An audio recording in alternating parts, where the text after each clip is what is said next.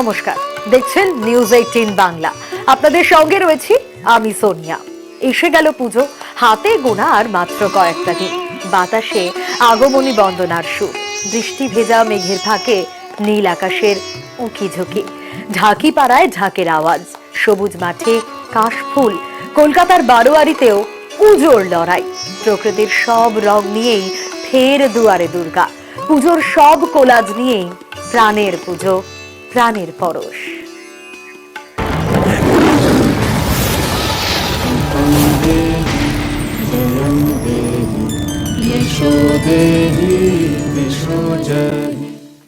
প্রাণের পুজোর শুরুতেই আজ নিয়ে যাব উত্তর কলকাতায়। উত্তর কলকাতার পুজো দর্শন, আহিরিটোলা সর্বজনীনের পুজো এবার পুরনো কলকাতার গল্প। উত্তর কলকাতার রকের আড্ডা, এক কাপ চায় আমি তোমাকে চাই।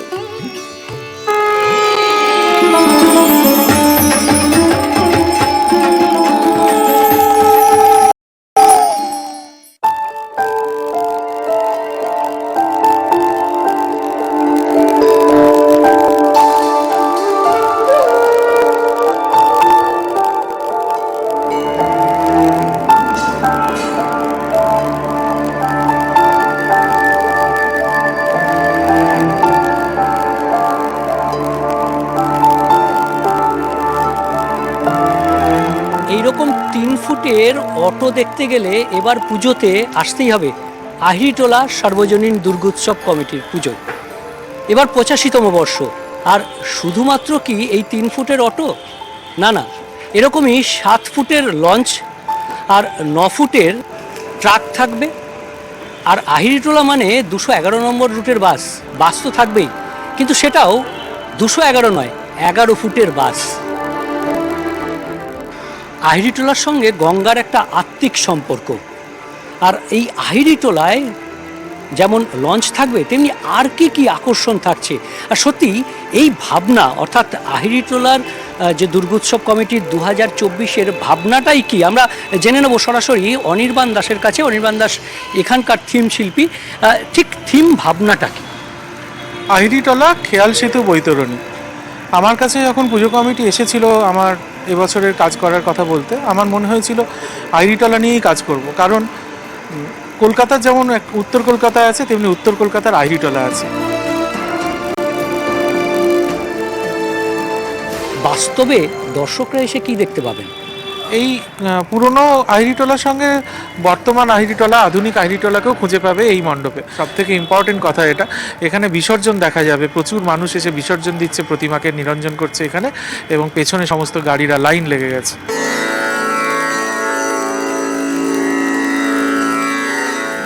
উত্তর কলকাতা মানেই রকের আড্ডা, আর উত্তর কলকাতা মানেই চায়ের দোকানের আড্ডা। এই সবই উত্তর কলকাতার শৈল্পিক দিকগুলিকে তুলে ধরা হয়েছে আহিরিটোলার পুজো মণ্ডপে।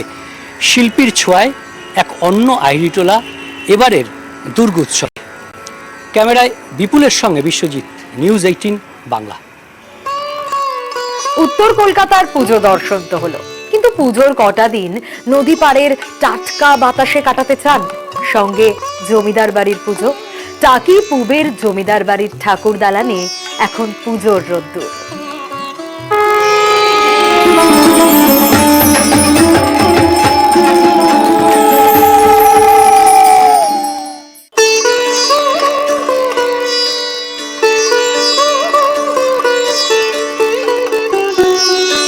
ইছামতির গায়েই সীমান্ত শহর টাকি। নদীর দুই পারে দুই বাংলা।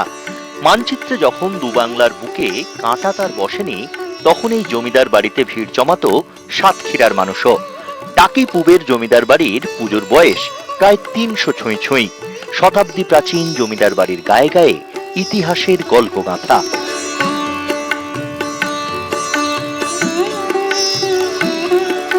আনুমানিক এবছর 302 বছর, আনুমানিক এটা বলা যাচ্ছে।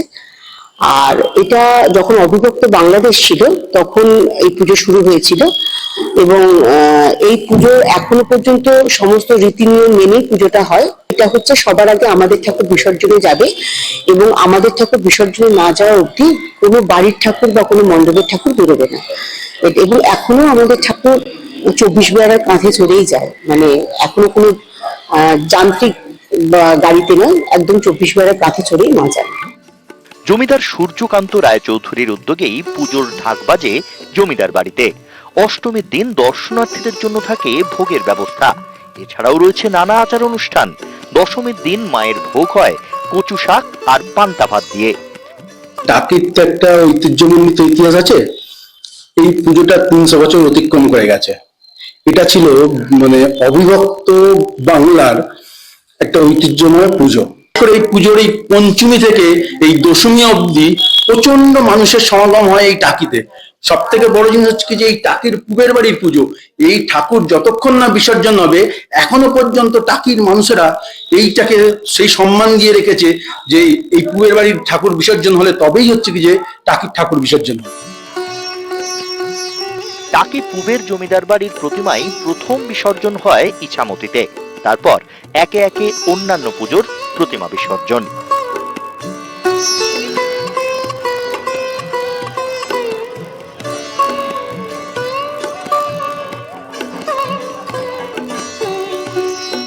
টাকি থেকে অনুপম সাহা, নিউজ 18 বাংলা।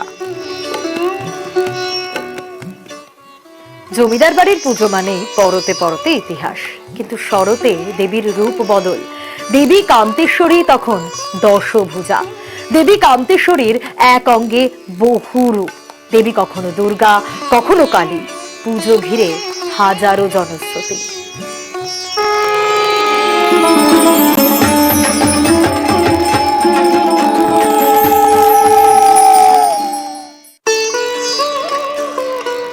কোচবিহারের দিনহাটা থেকে কিছুটা দূরেই সিঙ্গিমারি নদী। নদীর গায়েই গোসানিমারি গ্রাম। এখানেই রয়েছে শতাব্দী প্রাচীন কামতেশ্বরী মন্দির। সারা বছরই মন্দিরে ভক্তের ঢল। তবে শরৎ এলেই বদলে যায় কামতেশ্বরীর রূপ। শুরু হয়ে যায় দশভুজা বন্দনার প্রস্তুতি। চণ্ডীর বিভিন্ন রূপ, বিভিন্ন সময় বিভিন্ন রূপে ইনি পূজিত এখানে। তাই দুর্গার সময় দুর্গা রূপে, কালীর সময় কালী রূপে, রটন্তীর সময় রটন্তী রূপে, বাসন্তীর সময় বাসন্তী রূপে।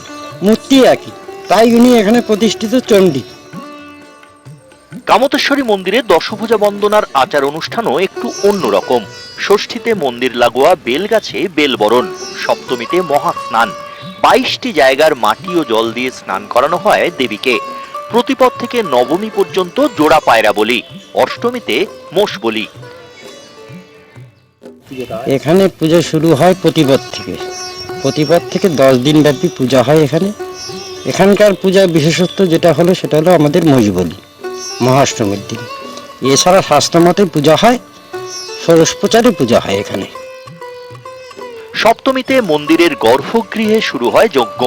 দশমী পর্যন্ত নেভে না যজ্ঞের আগুন।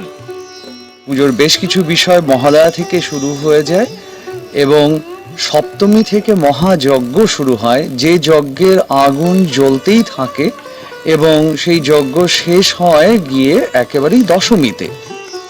দেবীর ভোগেও রয়েছে অভিনবত্ব। লঙ্কার বদলে ভোগ রান্না হয় গোলমরিচে। স্বাধীনতার আগে বাংলাদেশ, এখন যে বাংলাদেশের রংপুর জেলার লালমনিরহাটের প্রচুর মানুষজন এখানে আসতেন।